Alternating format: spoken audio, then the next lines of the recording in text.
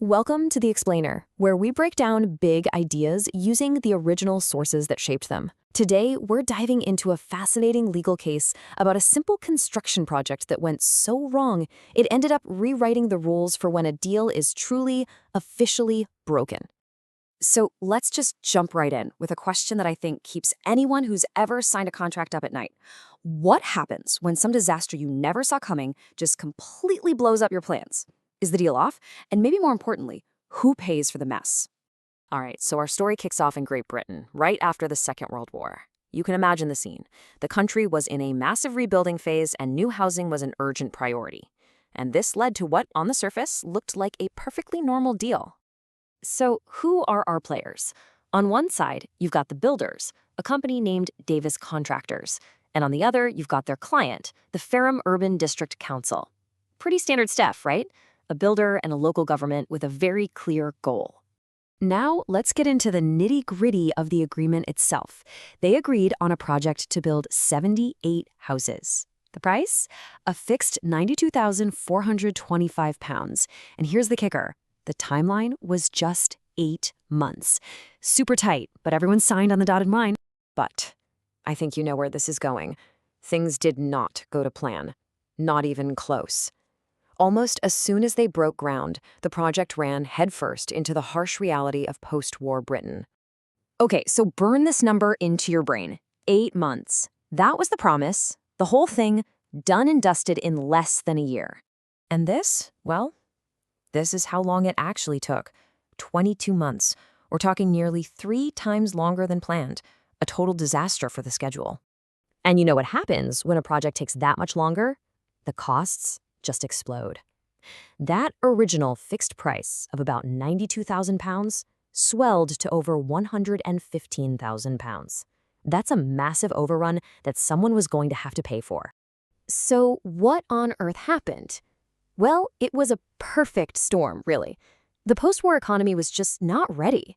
There was a sudden and really severe shortage of 2 absolutely critical things: skilled workers and the materials to actually build the houses. They just weren't there. So now you have this huge gap between the neat and tidy contract and the chaotic reality. And that set the stage for a major legal showdown. The whole thing boiled down to one question: who has to eat the cost of this unforeseen mess? The builders, Davis Contractors, came out swinging with a really bold argument.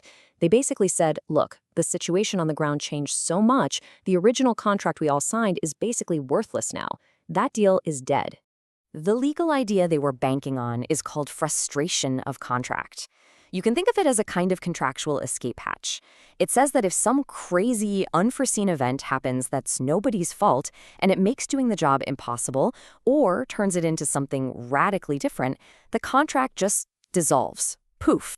Now, this wasn't some small-time dispute. It was so important that it went all the way to the UK's highest court, the House of Lords.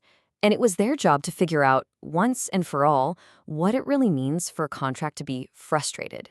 So the court came up with this brilliant, clear-as-day test. Step 1, figure out what the contract originally said you had to do. Step 2, look at the new reality after the unexpected event. Step 3, put them side by side. And finally, step 4, ask the million-dollar question. Is what you have to do now radically different from what you first signed up for? And the lead judge, a guy named Lord Rodcliffe, just nailed it with this quote. What he's saying is, look, just because a deal gets way harder or way more expensive or super inconvenient, that's not enough. That's just tough luck. For a contract to be frustrated, the change has to be on a whole other level. Okay, so the court has its test. The arguments have been made. How did they apply this radically different idea to the house building project? Was this whole labor shortage thing enough to kill the contract? The court basically put the 2 sides of the story against each other.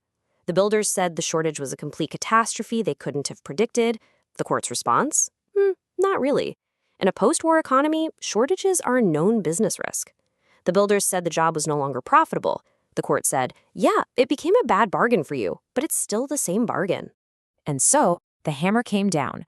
The court ruled against the builders. The verdict was clear. The contract was not frustrated. It was still valid, and Davis Contractors was on the hook for those extra costs.